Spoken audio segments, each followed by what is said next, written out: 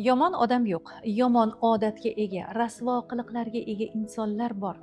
Dunyoga biz farishtadek pok holimizda kelamiz. Qayerda ko'rgansiz 3 yoshli qotilni yoki 4 yoshli g'iybatchi, dilozor, zinokor farzandni? Odamni u yashagan oila, jamiyat, maktab, bog'cha shakllantiradi. Shuning uchun yomon odam demang, uning falon odati yomon deyish yetarli. Shu tarzda nafaqat o'z fikrimiz poklanadi, balkim boshqalarga ham yaxshilik urug'ini sochgan bo'lamiz. Zero har bir yomon xulq ortida bir jarohat yotadi. Har bir insonning yaxshilikka layoqati bor. Faqat unga imkoniyat, muhit va to'g'ri yo'l ko'rsatuvchi dalda kerak. Bugun u xato qilishi mumkin, lekin ertaga to'g'ri yo'lni topishi ham mumkin. Bizani aslida hayotimizdagi vaziyatlar emas, o'sha vaziyatlarni o'zimizga qanaqa qilib tushuntirib berishimiz baxtsiz qilar ekan. Shunaqa bir vaziyatlar bo'lgan bo'ladi. Qanaqa chidagansan yo'q kechadi. Qanaqa qilib chidagan ekanman, voy ahmoq bo'lgan ekanman, yashavergan ekanman. O'sha paytlarni shunaqa tragediya, dabdalizm qilib tushuntirib bermaganda o'ziga o'zi. Ular tushuntirishga vaqti bo'lmagan yoki qo'pol qilib aytgan farosat yetmaganda, shuning uchun o'sha vaziyatlar unga qiyinlik qilmagan, o'tkazib yuborgan.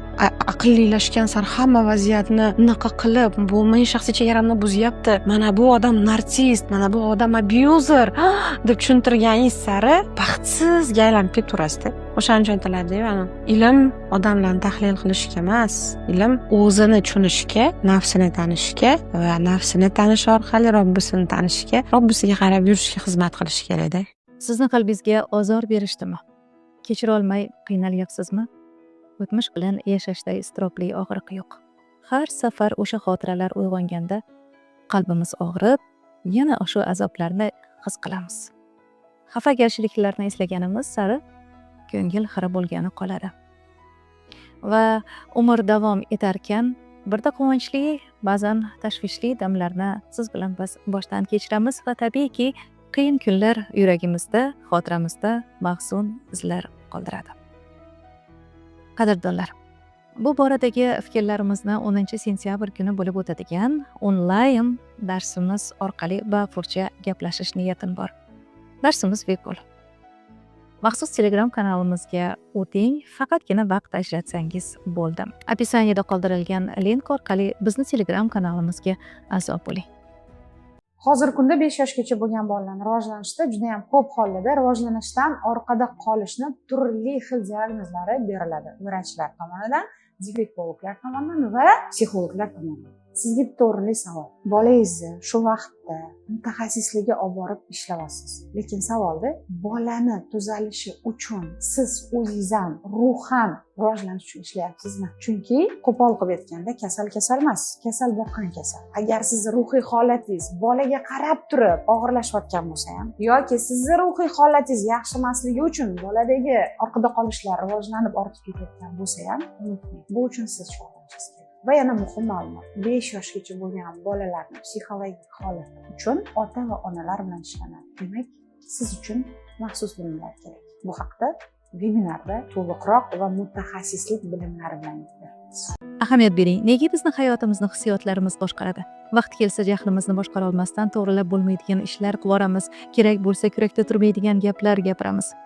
Negativ hissiyotlarga beriluvchanligimiz sababli xoh oilada bo'lsin, xoh ishxonada bo'lsin, turli kelishmovchiliklar yuzaga chiqib, natijada munosabatlarimizga darz ketadi va o'zimizni oqlab jahl ustida shayton yo'ldan urdida deb osongina aybni shaytonga yuklab qo'yamiz. Aslida hissiyotlarimizni biz boshqara olishimiz kerak. Hissiyotlar bizni emas. Azizlar, keling shu mavzuda kengroq va chuqurroq bilimlarni 10-sentyabr kuni bizni Baxt sari Telegram kanalimizda davom etamiz. Dars bepulsiz, vaqt ajratsangiz bo'ldi.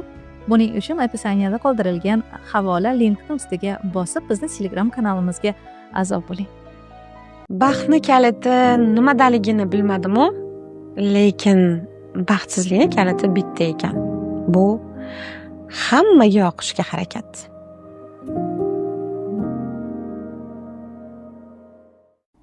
Boshimizga kelayotgan balolar imtihonmi yoki jazo deb Ali raziyallohu anhudan so'rabdilar. Ular javob beribdilar. Agar mushkuling seni Robbingga yaqinlashtirsa imtihon, agar undan uzoqlashtirsa jazodir. rostdan ham har bir qulfni kaliti bo'lgani kabi Robbim ham yechimi yo'q muammolar bermaydi. Hayotimizdagi har qanday mushkullik elchidir. U bizga seni yaratgan zot bor, unga iltijo qil, o'zidan so'ra degan xabarni olib kelgan.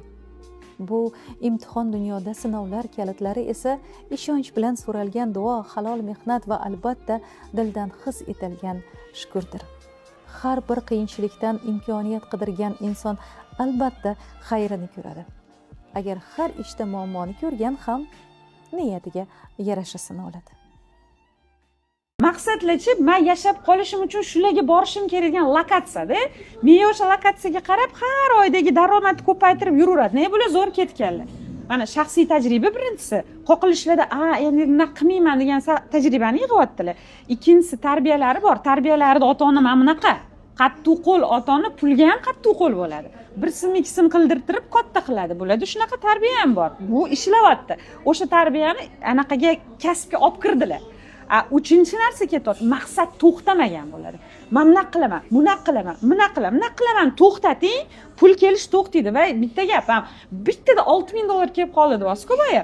Bunaqa случай hammamizda bor. Va anta nimani tagida dumalab yotgan boshda ham bor. Yo, to'xtang-da.